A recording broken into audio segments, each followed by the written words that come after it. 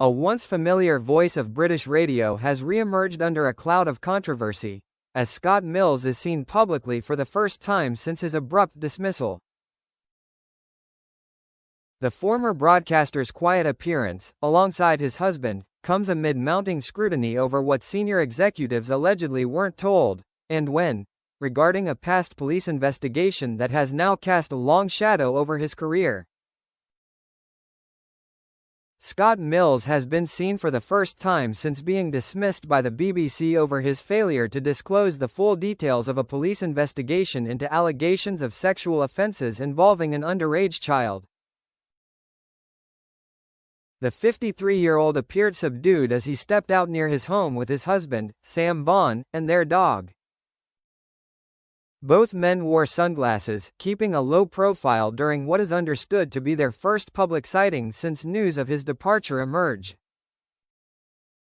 It is believed the couple had been away in the days following the revelation of his dismissal.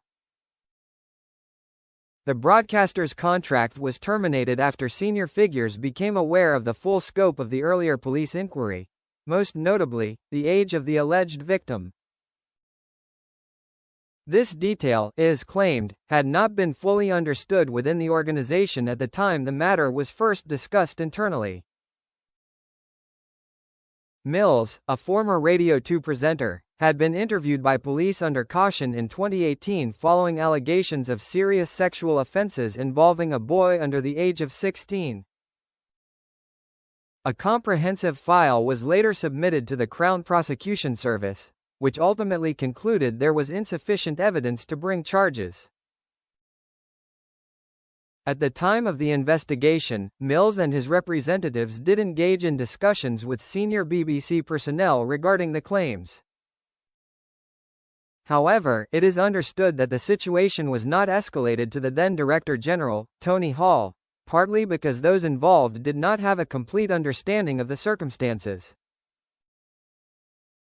Sources suggest that the new information, which later surfaced, and ultimately led to Mills' dismissal, centered on the age of the alleged victim, a detail that significantly altered the seriousness with which the case was viewed internally. The BBC has since acknowledged it had been aware of the police investigation as early as 2017 but stated it is continuing to examine what was known at the time and how the situation was handled. Insiders have indicated that the organization faced limitations in conducting its own inquiries, as police disclosure during an active investigation was restricted. In the wake of his dismissal, Mills released a statement through his legal representatives, expressing gratitude to those who have supported him. "I wish to thank from the bottom of my heart all those who have reached out to me with kindness, my former colleagues and my beloved listeners, who I greatly miss," he said.